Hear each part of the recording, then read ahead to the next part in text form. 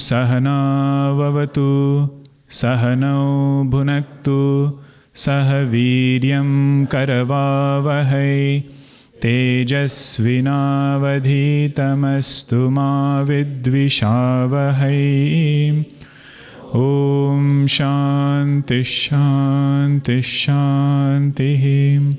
Samasta Jana Kalyani Niratam Karunamayam Namami Chinmayam Devam Sadgurum Brahma Vidwaram Sadgurum Brahma Vidwaram. 6th through 8th verse. Bandhuratmatmanastasya yenatmaivatmana jitah anatmanastu shatrutve vartaitatmaiva shatruvate jitatmanah prashantasya paramatma samahitah shitoshna sukha dukkheshu tatha manapamanayoh na vijnana TruptAtma kutastho vijitendriyah yukta ityuchyate yogi samaloshtasma kanchanah. We did not see the 8th verse, right? 7th we stopped. Bhagavan is telling Arjuna, one of the things we should definitely accomplish through all our spiritual practice, all our devotion, whatever things we are doing for self-improvement, he says one of the main goal is to befriend the mind. This mind which is otherwise so turbulent, he says we should make this mind as our friend. If we don't do it, the only other form this mind will take is that of an enemy. You know, the switch, it has 2 levels, right? One top, one down. Some switches are 3 levels, top, middle and down. He says this is a 2-way switch. On one side is mind being our friend, other side is mind becoming our enemy. No in between. If it is not giving any trouble, it means it is my friend. A mind which is quiet, non-bothering, we should not feel it's an indifferent mind. That kind of mind is actually our friend. What to talk about that mind, which is doing what we want it to do. One catch here is, sometimes we don't notice that our mind is becoming our enemy. It is one thing to work with an enemy, to know how to deal with an enemy. It is another thing to take enemy to be our friend. So whenever this mind goes after sense objects, our nature is Chaitanya. Our nature is pure bliss. That blissful self is going after some inert object to do what? To bring joy for us. Ananda Swarupa Atma, through this mind, going outside for inert object, with this hope that I am going to bring joy for myself.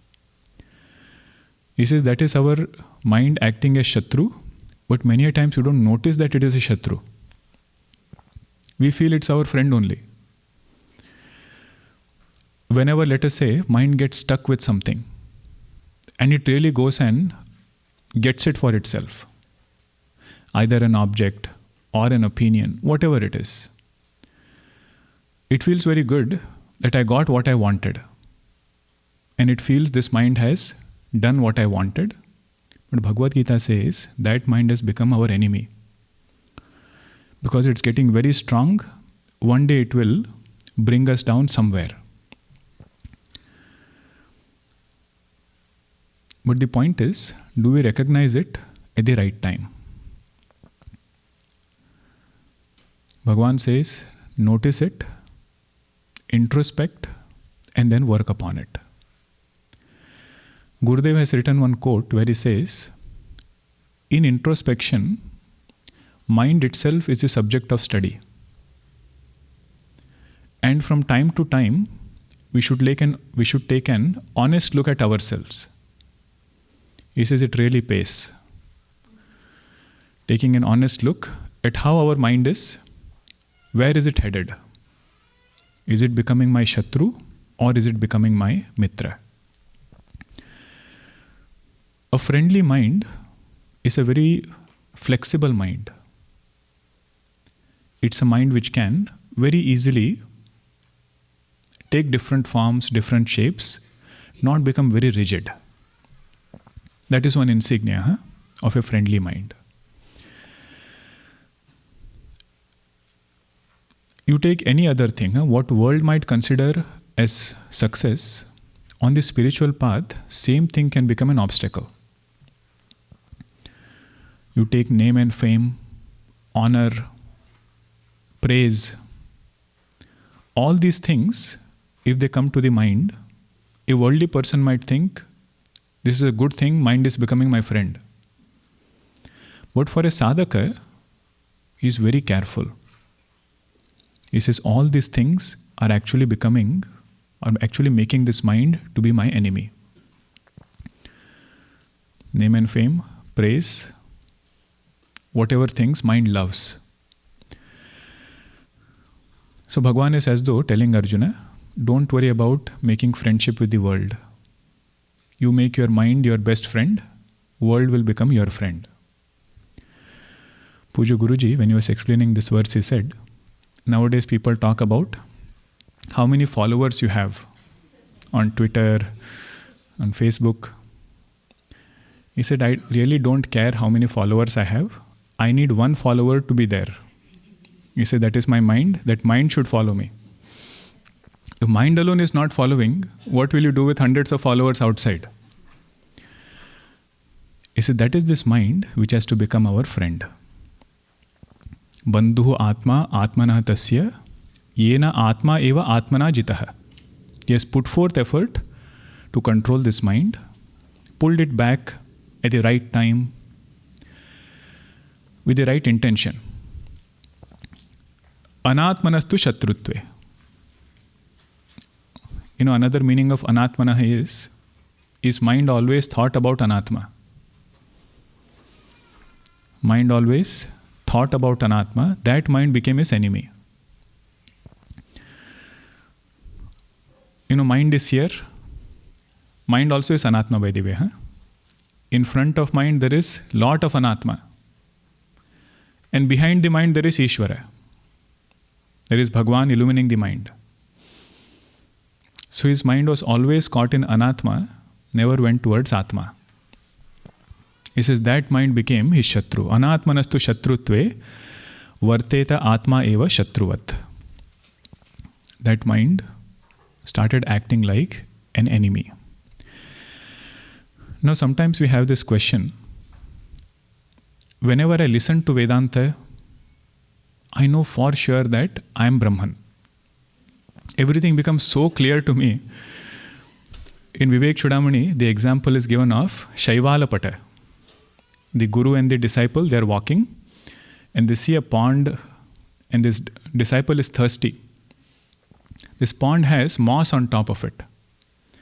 So guru, what he does is removes the moss and tells the student, okay, go and drink this water. It's pure water. Now you can drink. They go a little bit ahead. Guru goes one direction. Shishya goes another direction. Again he feels thirsty. He remembers there was a pond like this. Teacher had shown me. I want to go and drink water. Again he goes there. But he is unable to find that water. The Shaivala has come. Moss has come and covered that water. Shankaracharya says our knowledge is like that. Whenever we are in touch with Shastra, whenever we are in touch with Shravanam, we feel it cannot be otherwise. I have to be Brahman. This world is nothing but an appearance. At least intellectually we can appreciate it. But then what is our challenge?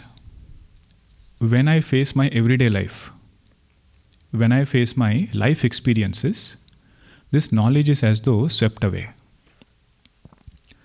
This knowledge is as though unavailable to me. I don't even have sight of where is Brahman. What can I do such that this knowledge becomes available to me all the time? That is said in the 7th verse. The one who has these things, for that person, Brahman is as clear as Hastamalaka. Hastamalaka means on the palm, if you keep an amla fruit, you don't have doubts about what it is. Shankaracharya has composed Hastamalaka Stotram. Hastamalakacharya, whatever he said, that is Hastamalaka Stotram. He says that clarity can come in Brahma Vidya.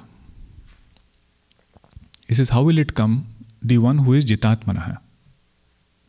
One who has befriended the mind in that way. For that person, Brahman is available all the time. Situation does impact, but it does not impact in such a way that he totally gets swept away by it. See the beauty, huh? He says, Jitatmanaha prashantasya paramatma samahitaha. At all times, that truth is available to him in a very firm way, very clearly. What did he do? He became Jitatma. He befriended his mind, put forth effort in his transaction such that he has a beautiful mind. And definition of beautiful mind here is prashanta. Prashanta means bothering thoughts are not rising. Agitating thoughts are not rising. Whatever thoughts this person has are all very soothing thoughts. His vyavahara has, transaction has lot of values. Devotion, love for God. All of that has brought it in this way. Different pairs of opposites he was able to forbear.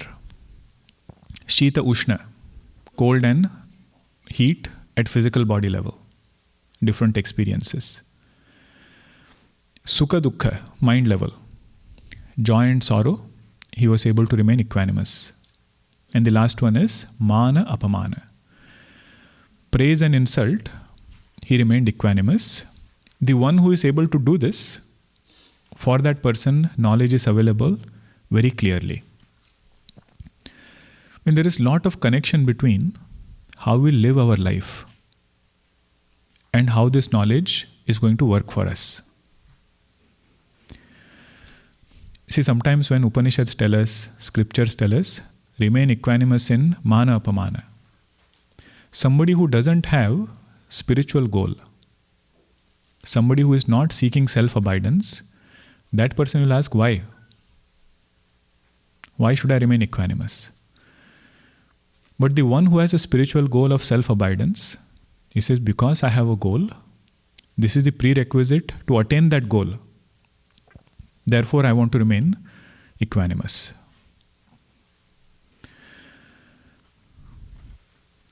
In all these things, Bhagavan says, one who has put forth effort, that person gains abidance in this knowledge. Whether he is in Shravanam or whether he is outside of Shravanam, whether he is at the seat of meditation or he is transacting in the world, this knowledge is always available to him. Jitatmanaha, prashantaha, and in all pairs of opposites, he is remaining equanimous. Now somebody might say, looks like this is a result of knowledge. To remain equanimous, to master the mind, to control the mind. It will work both ways. whatever is indicator of a Siddha Purusha, for us it becomes sadhana. A perfected person, these things are natural expression of their knowledge. They don't have to put forth effort to remain equanimous. So whatever stories we hear about life of saints, that they were criticized so much, insulted so much, still they were equanimous. That was not their sadhana. Their vision was of oneness, their vision was of non-duality. Looked upon this whole world as dream. Where are pairs of opposites in dream world? But for us as sadhakas, that will become our sadhana. We will perceive mana, we will perceive apamana. We'll have to bring this idea that in both I have to remain equanimous, such that I can come to realize this knowledge. Next one is a very beautiful verse. Let's chant and repeat once. Gyana Vigyana TruptAtma Kutastho Vijitendriyah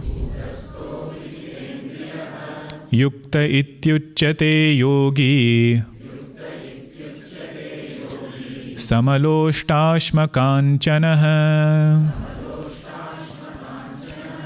Gyana Vigyana TruptAtma Kutastho Vijitendriyah Yukta Ityuchyate Yogi Samaloshtasma Kanchanah. This person is Trupta. TruptAtma. TruptAtma means one who is content with whatever he has in life. Sanjata alam pratyaya, Shankaracharya ji writes, in his mind this thought has come, whatever God has blessed me, that is more than sufficient. Alam means enough. The one in whose mind this thought has sincerely taken place, I am not looking for more than what God has given. I had shared one quote from Benjamin Franklin where he says, if one cannot be content with what he has, very likely he won't be content with what he would like to have. One who is not content with what he has, very likely he will not be content with what he would like to have. So this person is somebody who is TruptAtma. Now what is he content with? Very unique adjective is given. Gyana Vigyana TruptAtma. He is content with Jnana and is content with Vijnana. Now what is Jnana, what is Vijnana? Jnana means understanding whatever is said in scripture is true. Having this faith and understanding, whatever Shastra says, it is the truth and I have understood what it's saying. That is called as Jnana. Vijnana means my convictions have aligned with that truth. My convictions have aligned with that truth. That is called as Vijnana. One example for this is, scriptures say, Satyameva Jayate. Truth alone is victorious. Truth alone wins. Because scriptures say so, it is not necessary that one who is studying has the same conviction. Somebody's conviction might be, Yada kada satyameva jayate. Sometimes truth wins, not all the time. But the person who has put forth effort, analyzed life, and gained the conviction, truth alone wins, untruth never wins. He says that is called as Vijnana. Jnana is just knowing what is the truth. Vijnana is having conviction in that truth. Another example, scriptures say, Vairagyameva abhayam. Vairagya alone gives true fearlessness. Because I have heard it, not necessary that my conviction is there. Different people might have different idea about where fearlessness comes from. Somebody might say it comes from power. Somebody might say it comes from people around us. Somebody might say it comes from wealth. But this person who has internalized the teaching, he says, this is my conviction also. I'm ready to live my life in light of this knowledge. That is called as Vijnana. Means he has heard the teaching of Shastra, Brahma Satyam Jagan Mithya. God alone is real, rest everything else is an appearance. Because he has heard, that is not the end of the journey. Vijnana is, he is striving to live his life in light of that knowledge. And Bhagavan says, this pursuit of learning scriptures and applying scriptures is very fulfilling for him. Where is this Trupti coming from? He says Trupti is coming from Jnana and Vijnana. Studying Shastra and applying Shastra. He starts feeling his life is a laboratory. Different experiments he can do just with whatever Shastra is saying and how he can apply it in his life. And in that he finds lot of contentment. Gyana Vigyana, TruptAtma. These two words are very important, because 7th chapter is based on this, Gyana Vigyana Yoga. What is the first meaning of Gyana Vigyana? Knowledge from scripture is Jnana, and conviction in that knowledge is Vijnana. Do you want to know the second meaning? This is a little bit deeper. Jnana is knowing the relationship between cause and effect. Jnana is knowing the relationship between cause and effect. Cause is called as Karya, effect is called as Karana. Jnana is knowing the cause and effect, Karya Karana Bhava.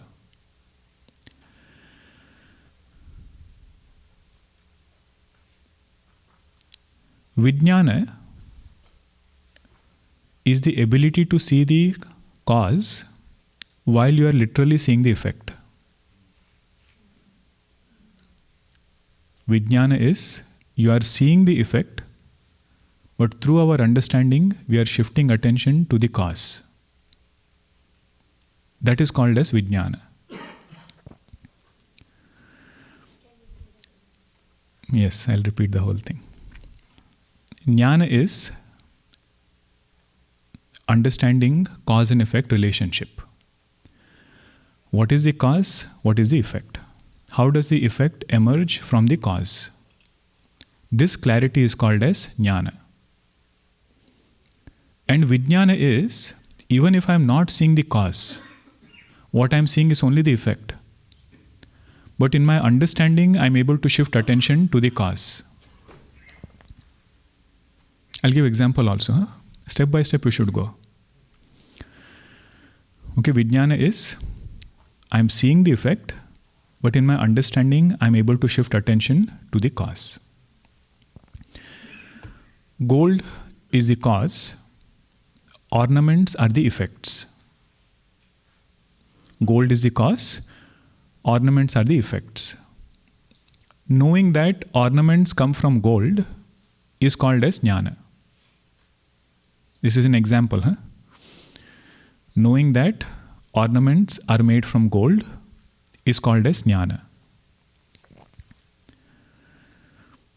That gold might be in a bar form when it is raw.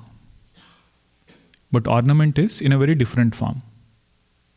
But knowing that this ornament has come from that gold bar only, that is called as Jnana. Vijnana is, while seeing the ornament, while seeing the effect, shifting attention to cause, which is gold, That is called as Vijnana. Means every time he does not insist, I have to see that gold bar in rectangular form only. I am seeing the effect. It's very different from the cause. But still when I see the effect, I can switch my attention to the cause. That is called as Vijnana. Example is clear? What is the second meaning of Jnana Vijnana? Knowing Karya Karana Bhava, knowing the cause-effect relationship is Jnana. Vijnana is, you are seeing the effect, but because your understanding is clear, we are able to shift attention to the cause. Now come to the main point. Consciousness is the absolute cause. Consciousness is absolute cause. From that, many effects have emerged. This whole world of names and forms are effects. Jnana is to understand or know how this world emerges from that consciousness. This consciousness has a root. It has an origin. Or this world has an origin, which is consciousness. World has an origin, which is consciousness. It is not randomly come out.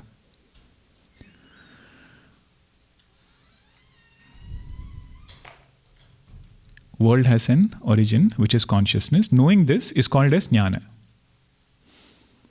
What is Vijnana now? While seeing the world, attention being on consciousness. While seeing the world, attention being on consciousness, that is called as Vijnana. And in this understanding of Jnana and Vijnana, he finds contentment. That is the meaning of this line. Jnana Vigyana TruptAtma. He has paid attention to scriptures. He has understood how there is Karya Karana Bhava, cause-effect relationship between consciousness and the world. World also includes thoughts. World also includes ego. World includes mind, world includes body, and everything outside. From his attention, consciousness never goes away. And what is Vijnana? While he is seeing the world, while he is seeing the body, experiencing this mind, thoughts, he is able to shift attention to consciousness. There is a very famous example for this. Goldsmith's son, he tells him, go inside the locker and bring gold. Go inside the locker, bring gold. He goes inside, comes out and tells father, Father, there is no gold. There is no gold. Father says, what? There is no gold? I just saw it in the morning. And he goes inside and sees everything is lying there. Necklace is there, bangle is there. He says, what is this? He said, this is necklace. You asked me to bring gold. Means for him, gold has to be that bar. When he sees the effect, unable to shift attention to the cause. Goldsmith is jnani as far as gold is concerned. He sees the effect, but in and through that effect, he sees the cause, which is gold. Like that, this jnani, you can call this person sadhaka. Person in 8th verse. He puts forth effort to understand first, and then finds joy in applying Vedanta. That's why Bhagavan calls him as Jnana Vigyana TruptAtma. His trupti is not coming from objects. Trupti is not coming from people. Trupti is not coming from any experience. Where is it coming from? Just understanding that I am that consciousness and I alone appear as this world. This world is an appearance in me. In this understanding, he finds contentment. More we will see in 7th chapter. That's why we elaborated this. The first meaning was simple meaning. Jnana and Vijnana. whatever is said in scripture and getting conviction in that.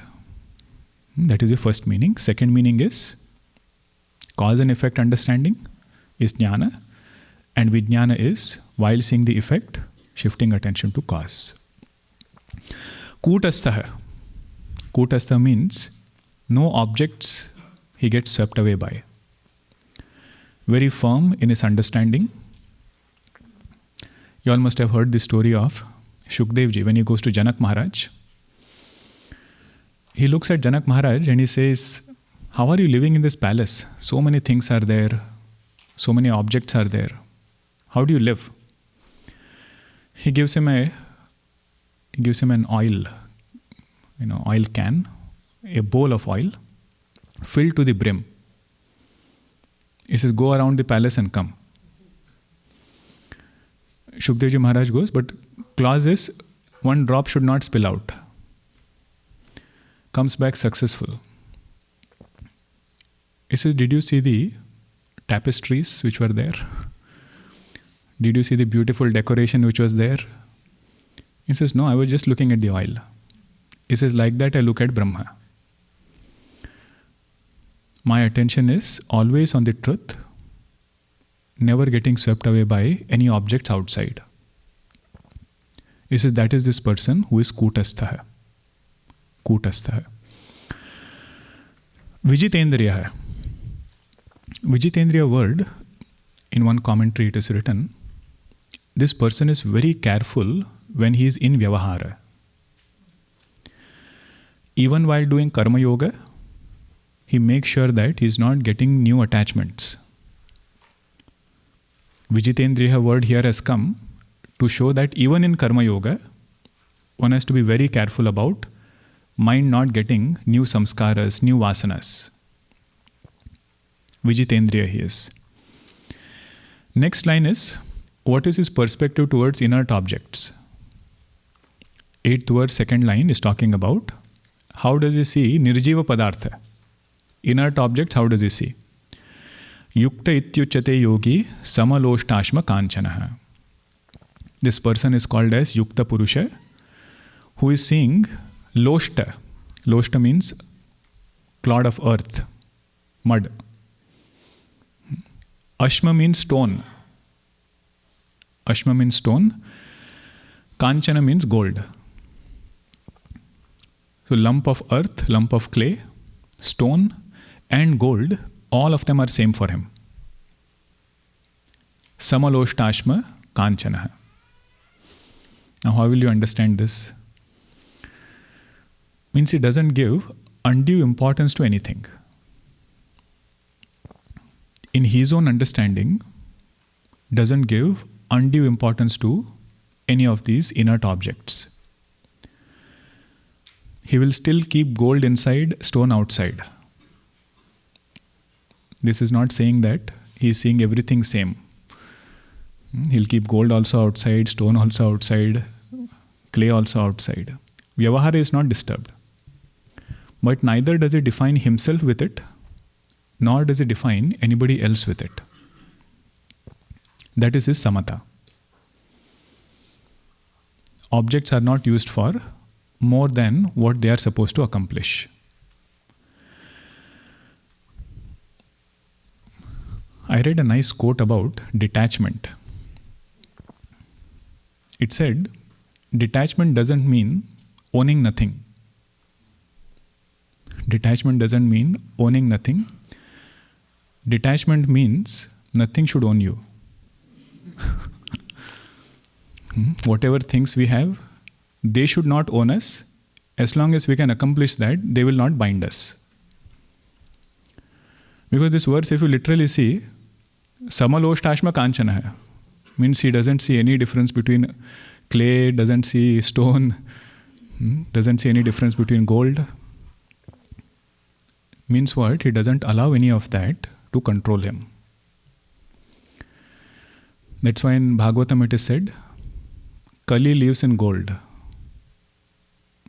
Kali lives in gold. Means Kalaha can come because of that. Kalaha means conflict. Wherever it is there, if our understanding is not right, same thing can lead to conflicts.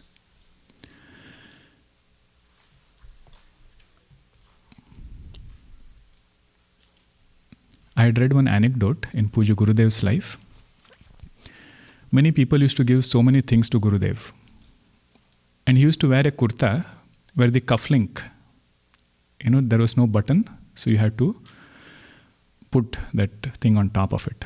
So all his kurtas were like that. So many of them would give him this gold cufflink, gold-plated ones. One devotee, she was helping him pack his bag. And Gurudev said, there are 2 cufflinks there, find another bag and make sure you put it safely. She said, Gurudev, last week when I saw, there were 6. And today there are only 2. And these cufflinks had orchids engraved on them. Very nice looking cufflink.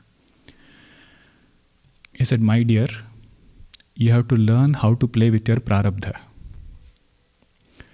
Means on one side it would come, another side he would give.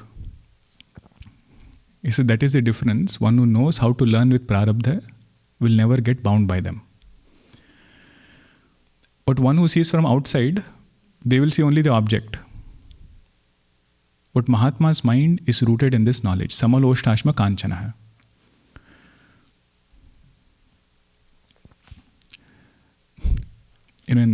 They did one Tulabhara, Gurudev's Swarna Tulabhara. The video is there on YouTube. You should go and watch it. He has given a nice speech at the end. Very humorous. The gold coins which were offered, that was the time when he was having a lot of health issues. Doctors had said half an hour, more than that you should not be there. But he sat all through, spoke also. At the very end, he took the coins and then threw it as prasad to everybody. He said, all of you have given so much, this is your prasad back. But before he started speaking, he said, gold came, gold went. See, empty. Whatever was there, everything is empty. Those are these Mahatmas, Samaloshtashma Kanchana. In their mind, it has a specific purpose, but nothing more than accomplishing that purpose. Okay, now somebody can say, maintaining equanimity with objects is easy. Because objects don't speak, objects don't act. Most difficult thing is with not nirjiva padartha, sajiva padartha, living beings. Yes, I have to deal with so many kinds of personality. What is Bhagwan Krishna's guidance to us as sadhakas? You see what he says, next verse, 9th one. Suhrun mitrar yudasina. Suhrun mitrar yudasina. Madhyasthadvesha bandhushu. Madhyasthadvesha bandhushu. Sadhushvapi cha papeshu. Sadhushvapi cha papeshu. Samabuddhir vishishyate. Samabuddhir vishishyate. Suhrun mitrar yudasina. Madhyasthadvesha bandhushu. Sadhushvapi cha papeshu. Samabuddhir vishishyate. Suhrun mitrar yudasina. Okay, don't stop at ma. If you say Suhrun mitrar yudasinam, then you will say adhyastha dvesha bandhushu. Means dvesha bandhus are all superimposed. So meaning will change. Bhagavan points out 9 different types of people. He says you will not have 10th person. Only 9 different personalities around you. Shall we count now? There are long commentaries written to explain who are these 9 people. First one is Suhrut. Suhrid is somebody who is our well-wisher. Whether we do anything to him or not doesn't matter. Always wishing well, one who wants our good. That person is Suhrid. Second is Mitra. Mitra means somebody who wants our good, but in return he wants something also. I will come to your home, you come to my home. Some give and take is there. That person is Mitra. And it is said, Bhagavan Rama says this in Kishkinda Kanda, qualities of a good friend. He says, good friend is somebody for whom I am his priority. Simple definition he gives. Good friend is somebody for whom I have become his priority. That is my good friend. And he says, even if you have one good friend, that is God's blessings. We don't need many. He says, one good friend will do for us. And Gurudev says in another place, these are the qualities of a good friend. Only catch there is, we cannot demand. All these things which are there, which are qualities of a good friend, he says it is true, we should have it. It is very rare to get one. But only catch there is, one cannot demand. All one can do is be such a good friend. The one who is practicing this, he says that person receives it in return. So first one is Suhrid, second one is Mitra.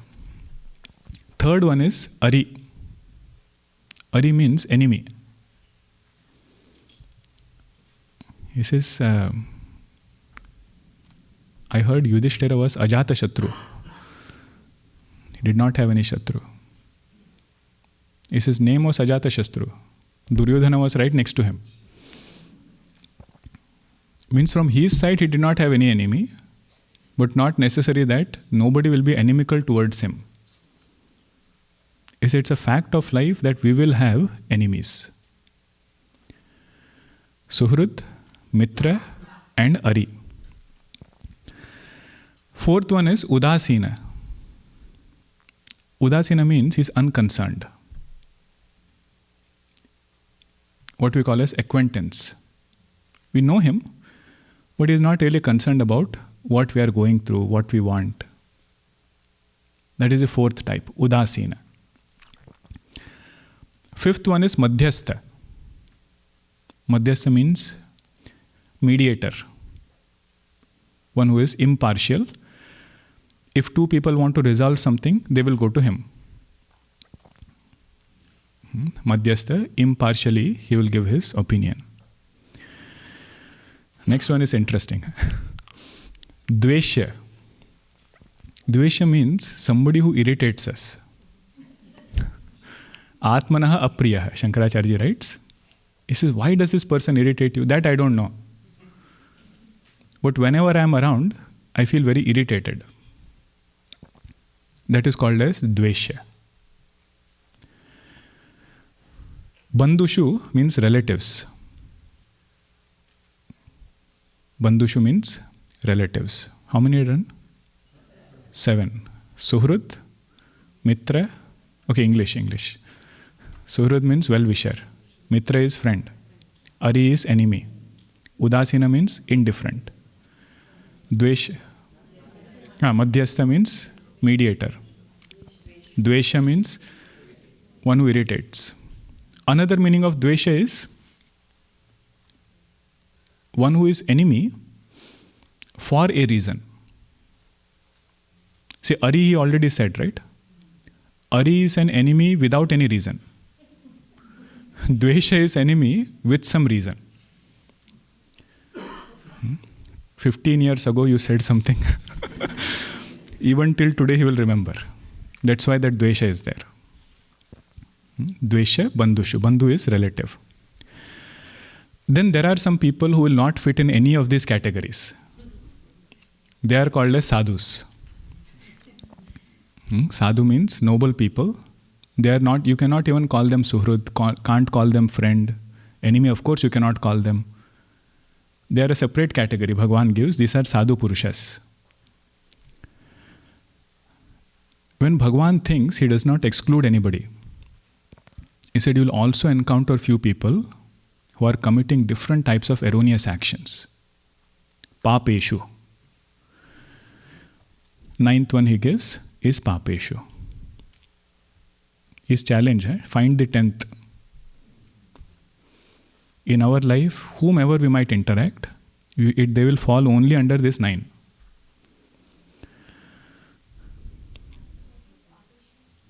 Papeshu means one who is committing different sins. All erroneous actions he is committing. Such people also might be there. But what is the perspective of this sadhaka? He looks upon all of them with samabuddhi. Because he is looking at them in this way, he excels. Samabuddhihi vishishyate. You know, this verse has several layers of applications. Whenever a youngster goes to university, the friends that he will end up with will be of this kind. If you have to excel there, the guidance given in Bhagavad Geeta is have samabuddhi. And samabuddhi, Bhagavan Shankaracharya ji clarifies. Kah kim karma iti avyapruta buddhihi. Who is doing what? In this he doesn't have lot of interest. This point we can write the Sanskrit part also. Very oft quoted it is. Kah kim karma iti avyapruta buddhihi. What is enemy doing? What is the indifferent person doing? What is relative doing? What is that person doing? Not overly concerned about any of them. Why is he that way? He is that way because he knows he has a goal. He always reminds himself, why am I here for? Whenever any youngster would go to Guruji and ask, parents would generally ask, please give some advice, he's going to university. I've heard so many times his only advice was, never forget for what purpose you have gone there.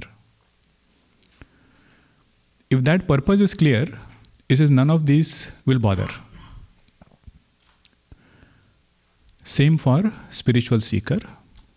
His goal is very clear for him. If you want to understand in the context of 6th chapter, he wants to meditate. That is his goal. He says, if I get stuck with these 9 kinds, I will not meditate upon Brahma. Whom will I meditate upon? One of these 9. One of these 9. That is why he says, I have to develop this quality of not getting caught up with any personality. Neither getting too interested, nor becoming judgmental. He said, this one is Ari, this one is Dveshya, this one is Udasina. And in Navadha Bhakti, Goswamiji says, this is one form of devotion. Sapane hu nahi dekhahi para dosa. Even in dream, he doesn't see faults in others. Means in waking he has practiced not to see dvesha, not to see any dosha, faults. With that he is developing this pure mind. Means for a devotee, he doesn't see anything but God. When he sees people, he doesn't see people as people, he sees people as Bhagavan.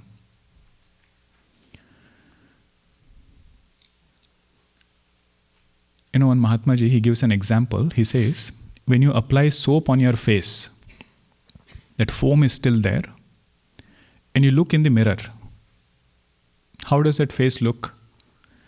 Looks very clumsy. You see so many things around. Some boil is here, some boil is there. He says you don't feel afraid or you don't find any aversion towards that face. Why is that? Because it's only a matter of time. All of that is going to be removed. What is going to remain is original face. Like that he says, when devotee looks at others and he sees any imperfection, in and through that imperfection, he sees God. And he says the one who is working on that imperfection is Bhagwan. Doesn't get stuck with the conditioning. Because this verse has to open up. Bhagwan just said one line, Samabuddhihi Vishishyate. With all these 9 kinds of people, remain equanimous. But sadhaka will ask how? So there we have to connect whatever we study in other places. Because his devotion is such that he doesn't see person as person. He sees God with the conditioning of a person. Conditioning might be imperfect, but he says what is expressing there is perfection.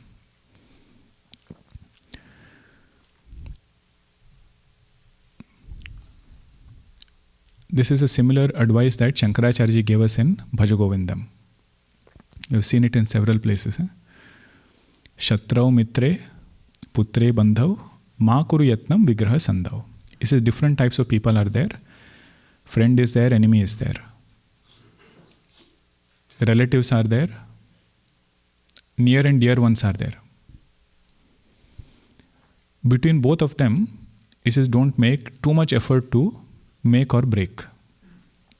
Vigraha means to break. Sandhav means to make.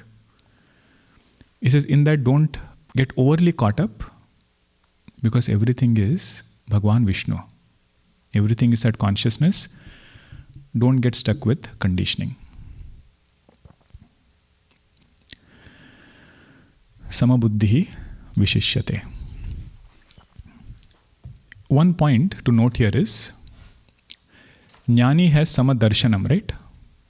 As far as his inner mindset is concerned, looks upon all 9 of them equanimously. Samadarshanam is not Samavartanam. Just like with gold and stone, he kept gold inside, stone outside. When he meets a sadhu, when he meets papi, he will not have the same interaction. In his understanding, there is no difference. This is what they generally call as hate the sin, not the sinner. But interaction with somebody who is papi and interaction with sadhu, that will be according to dharma. That will be according to dharma. That point also we should note. Samadarshanam is not Samavartanam. Vartanam means transaction. Darshanam means perspective. So with this, the lifestyle of a jnani or lifestyle of a meditator, that discussion is complete. If you see the breakup of your verses, what is 1 to 9? Lifestyle of a meditator. How should he live in this world? How should he interact with objects, with situations, with people? All of that Bhagwan explained. Now he is going to actually start the technique of meditation. First he will give some preparations. Very quickly he will glide us into meditation. But we have to keep noticing how lifestyle is tied to success in meditation. Bhagwan doesn't directly start, close your eyes and meditate. He says, when we are in this world, interacting with people, with objects, these are the qualities we should have. That leads to success in meditation. Om Purnamada Purnamidam Purnat Purnamudachyate Purnasya Purnamadaya Purnameva Vashishyate. Om Shanti Shanti Shanti. Harihi Om Shri Gurubhyo Namaha. Harihi Om.